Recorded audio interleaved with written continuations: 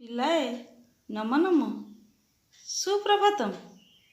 ଆଜି ଆମେ ଦ୍ୱିତୀୟ ଶ୍ରେଣୀ ଭାଷା ବହି ହସ ଖୁସିର ପାଠ 11 ଏକତାର ବଳ ବିଷୟଟି ପଢ଼ିବା। ହଁ ପିଲାଏ, ତୁମମାନଙ୍କୁ ଗପ ଶୁଣିବାକୁ ଭଲ ଲାଗେ? ହଁ, ତେବେ ଶୁଣ, ମୁଁ ଗୋଟେ ସୁନ୍ଦର ଗପଟେ ତୁମମାନଙ୍କୁ କହୁଛି। ଅଗନା ଅଗନି ଜଙ୍ଗଲରେ ଗୋଟିଏ ବଡ଼ ବରଗଛ ଥିଲା। ସେ ଗଛରେ ଅନେକ ଜୀବଜନ୍ତୁ ବାସ କରୁଥିଲେ। ଗଛରେ ଗୋଟିଏ ଡାଳରେ କାଉଟିଏ ବସା ବାନ୍ଧି ଅଣ୍ଡା ଦେଇଥାଏ। ଏହି ସମୟରେ ଏକ ମାଙ୍କଡ଼ ସେଇ ଗଛରେ ଆସି ରହିଲା। ସେ ରହିବା ଫଳରେ ଏ ଡାଳରୁ ସେ ଡାଳକୁ ଡିଆଁ ଡେଇଁ କରିବାକୁ ଲାଗିଲା। ଏହା ଦେଖି କାଉ ବଡ଼ ଚିନ୍ତାରେ ପଡ଼ିଲା ଓ ମାଙ୍କଡ଼କୁ କହିଲା, ମାଙ୍କଡ଼ ଭାଇ, ତୁମେ ଡାଳରୁ ଡାଳକୁ ଡିଆଁ ଡେଇଁ କର ନାହିଁ। ମୋ ଅଣ୍ଡା ଗୁଡ଼ିକ ଆଉ କିଛି ଦିନ ଗଲା ପରେ ଶାବକରେ ପରିଣତ ହେବେ। ଏ କଥାକୁ କିନ୍ତୁ ମାଙ୍କଡ଼ ଶୁଣିଲାନି। ସେ ସେଇଭଳି ଡିଆଁ ଡେଇଁ କରି ଚାଲିଲା। କାଉ ତାର ଦୁଃଖ କଥା ଭାଇ ବନ୍ଧୁମାନଙ୍କୁ ଜଣାଇଲା। ଫଳରେ ହଜାର ହଜାର ସଂଖ୍ୟାରେ କାଉମାନେ ଉଡ଼ି ଆସି ସେଠାରେ ଏକାଠି ହୋଇ ମାଙ୍କଡ଼କୁ ଆକ୍ରମଣ କଲେ।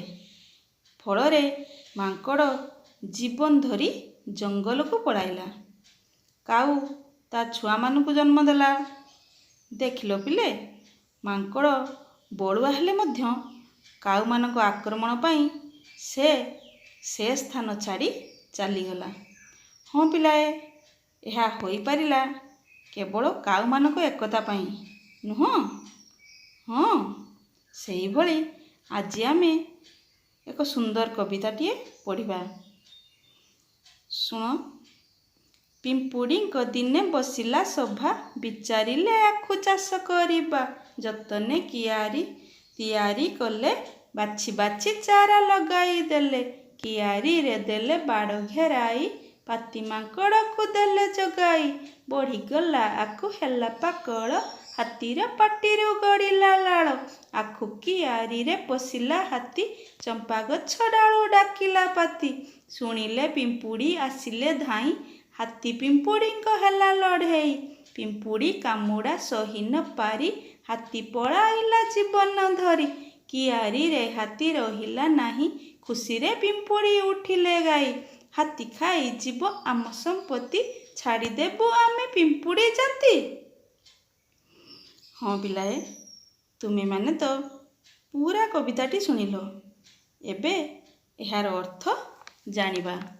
ପିମ୍ପୁଡ଼ିମାନେ ଗୋଟିଏ ସଭା କଲେ। ସେ ସଭାରେ ନିଷ୍ପତ୍ତି ନିଆଗଲା ସେମାନେ ଆଖୁ ଚାଷ କରିବେ। ଯତ୍ନର ସହିତ କିଆରୀକୁ ପ୍ରସ୍ତୁତ କଲେ ଓ ଭଲ ଭଲ ଆଖୁ ଚାରା ସବୁ ଆଣି ବାଛି ବାଛି ଲଗେଇ ଦେଲେ କିଆରୀରେ। କିଆରୀର ଚାରିପଟେ ବାଡ଼ ଘେରିଦେଲେ ଓ ପାତି ମାଙ୍କଡ଼କୁ ଚମ୍ପା ଗଛ ଡାଳରେ ଆଖୁ କିଆରୀ ଜଗିବା ପାଇଁ ବସାଇ ଦେଲେ। ଧୀରେ ଧୀରେ ଆଖୁ ବଡ଼ ହୋଇ ପାକଳ ହେଲା। ଏହା ଦେଖି ହାତୀର ପାଟିରୁ ଲାଳ ବାହାରିଲା। ସେ କ'ଣ କଲା ନା, ବାଡ଼କୁ ଭାଙ୍ଗି କିଆରୀରେ ପଶି ଆଖୁ ଖାଇବାକୁ ଲାଗିଲା। ଏହା ଦେଖି ପାତି ମାଙ୍କଡ଼ ଚମ୍ପା ଗଛ ଡାଳରୁ ଡାକ ପକାଇଲା। ତା ଡାକ ଶୁଣି ପିମ୍ପୁଡ଼ିମାନେ ଦଳ ହୋଇ ଧାଇଁ ଆସିଲେ। ହାତୀ ଓ ପିମ୍ପୁଡ଼ିମାନଙ୍କ ଭିତରେ ଲଢ଼େଇ ହେଲା। ପିମ୍ପୁଡ଼ିମାନେ ଏକଜୁଟ ହୋଇ ହାତୀକୁ ଚାରିଆଡ଼େ କାମୁଡ଼ିବାକୁ ଲାଗିଲେ। ଫଳରେ ପିମ୍ପୁଡ଼ିମାନଙ୍କ କାମୁଡ଼ାକୁ ସହି ନ ପାରି ହାତୀ ତା ଜୀବନ ଧରି ଆଖୁ କିଆରୀ ଛାଡ଼ି ଚାଲିଗଲା। ଏହା ଦେଖି ପିମ୍ପୁଡ଼ିମାନେ ଖୁସିରେ ଗାଇ ଉଠିଲେ, ହାତୀ ଖାଇଯିବ ଆମ ସମ୍ପତ୍ତି, ଛାଡ଼ିଦେବୁ ଆମେ ପିମ୍ପୁଡ଼ି ଜାତି।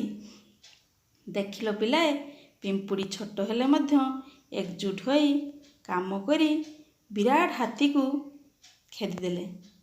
ତେଣୁ ଆମେମାନେ ସବୁ କାମକୁ ମିଳିମିଶି କରିଲେ ବଡ଼ ବଡ଼ ବିପଦ ମଧ୍ୟ ଚାଲିଯାଏ। ଶୁଣିଲ ପିଲାଏ? ଠିକ୍ ନା? ହଁ, ବାଃ, ଖୁବ ସୁନ୍ଦର ପିଲା। ତୁମେମାନେ ତ କବିତାଟି ପଢ଼ିଲ ଓ ବୁଝିଲ। ଏବେ ମୁଁ ତୁମକୁ କିଛି ପ୍ରଶ୍ନ ପଚାରୁଛି, କହିବ? ହଁ, କହିପାରିବ? ବାଃ, ଖୁବ ସୁନ୍ଦର। କହିଲ ଦେଖି। ପିମ୍ପୁଡ଼ିମାନେ କି ଚାଷ କରିବା ପାଇଁ ବିଚାର କଲେ? ଆଖୁ ଚାଷ। ଆଉ ଥରେ କୁହ।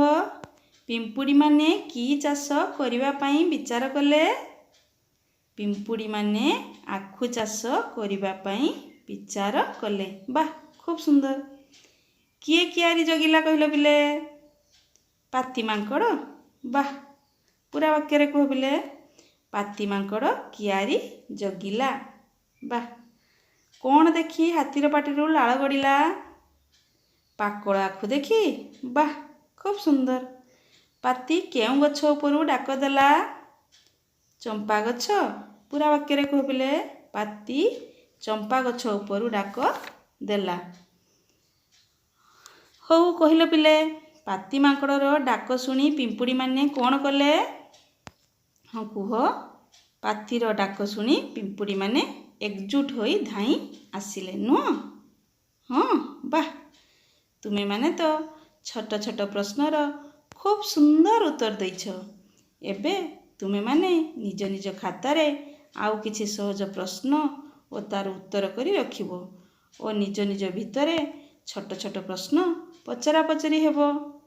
ଅଭ୍ୟାସ କାର୍ଯ୍ୟକୁ କରି ରଖିବ। ରହୁଛି। ନମସ୍ତେ। ଜୟ ହିନ୍ଦ।